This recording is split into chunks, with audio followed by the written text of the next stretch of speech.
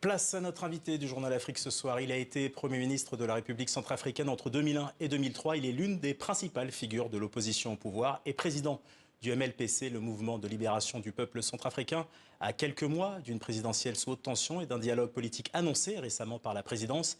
Il dénonce un climat démocratique et une situation sécuritaire tendue dans le pays. Martin Ziguélé, bonjour. Maître, merci d'être avec nous sur TV5 Monde. Bonjour. Le président Faustin Archange Touadéra pourrait briguer un nouveau mandat grâce à la nouvelle constitution adoptée en août 2023.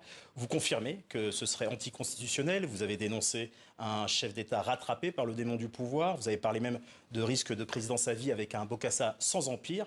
Il y a pourtant eu un référendum à ce sujet. Vous voudriez un autre recours pour contester cet éventuel nouveau mandat? Je vous remercie. Je voudrais dire la manière la plus claire que le président Faustin Archange Touadéra est dans la dernière année de son dernier mandat. Il a été élu sous l'emprise de la Constitution du 30 mars 2016.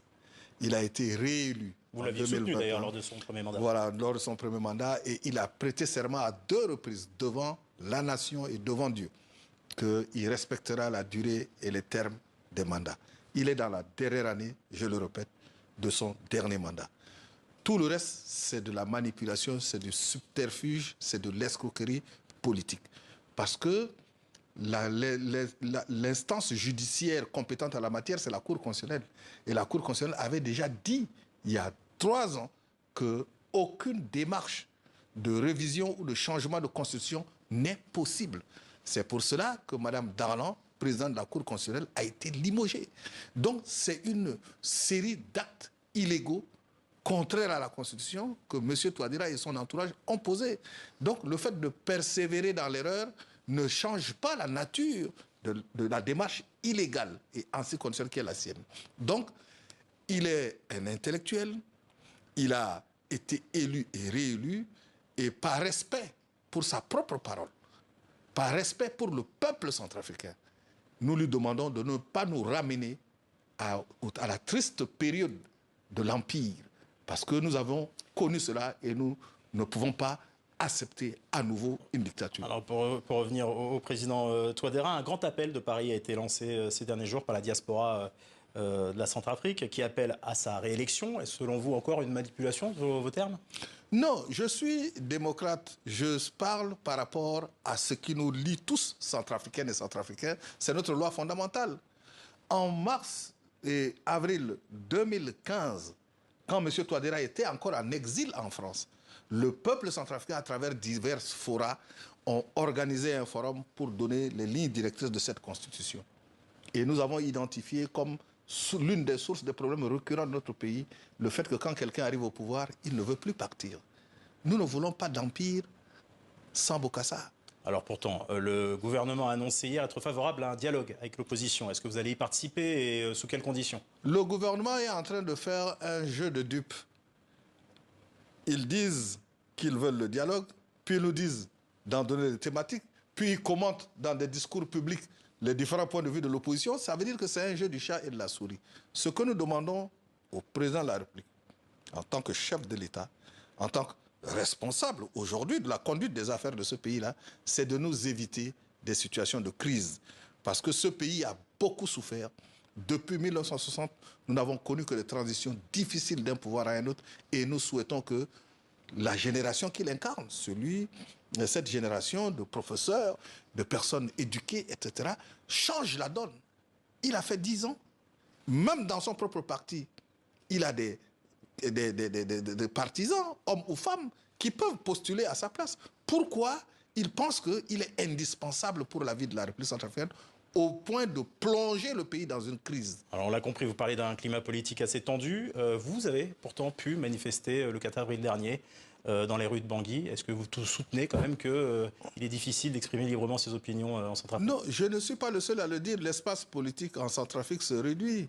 La RCA, c'est un pays qui a payé le plus grand tribut en Afrique centrale pour revenir à la démocratie en 1979, à la République d'abord. Et c'est à cette occasion que le MLPC a été créé. Et nous nous sommes régulièrement battus dans ce pays pour que le pays reste debout.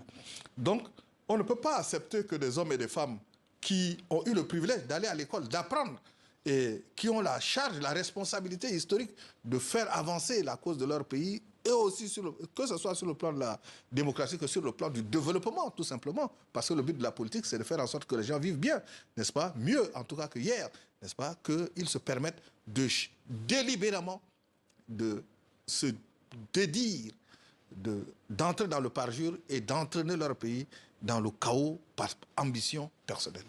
Qu'en est-il du bilan de M. Touadéra depuis 2016? Donc, il parle ses partisans notamment parlent d'un retour à la stabilité, d'avancées économiques, d'une armée renforcée. Est-ce que vous le partagez, ce bilan? Mais je vous dirais de la manière la plus sincère qui soit que sur le plan sécuritaire, personne ne peut nier qu'il y a eu des avancées. Parce qu'aujourd'hui, on peut circuler dans la plus grande partie du pays, même si, de manière récurrente, il y a des troubles graves. Mais sur le plan économique, le président Touadéra a échoué. Parce que sa politique économique est illisible. La preuve, aujourd'hui, le pays est pratiquement en cessation de paiement. Et vous êtes au courant des scandales aussi bien entour les dons de carburant, le don de blé, etc., que la politique, aujourd'hui, en matière d'hydrocarbures, nous n'avons plus d'agriculture, alors que déjà, en 1970-1972, nous avions 60 000 tonnes de coton, alors que des pays comme le Burkina, le Niger ou le Mali, aujourd'hui, qui font 500 000 tonnes de coton, n'avaient pas un gramme de coton. Donc, ce sont des faits. Il n'y a pas de route en Centrafrique. Pour aller de Bangui à Bangassou, de Bangui à Obo, il faut faire 3 mois et demi. Il n'y a plus de route. Les gens voyagent par avion des Nations Unies dans un pays qui a 65 ans d'existence. Ce n'est quand même pas normal. On va parler de 3 mois de route. Dans 8 mois, en décembre 2025, devrait se tenir l'élection présidentielle. Est-ce que vous, Martin Ziguélé, serez candidat à la présidentielle de République centrafricaine? J'appartiens à un parti politique qui a un statut, qui a des statuts et un règlement intérieur, et je ne peux pas m'auto-proclamer candidat. Et puis je dois le dire, il faut que l'opposition, dans son ensemble, s'entende pour avoir une stratégie commune. Vous êtes le chef de formation quand même. Oui, je suis responsable d'une formation politique.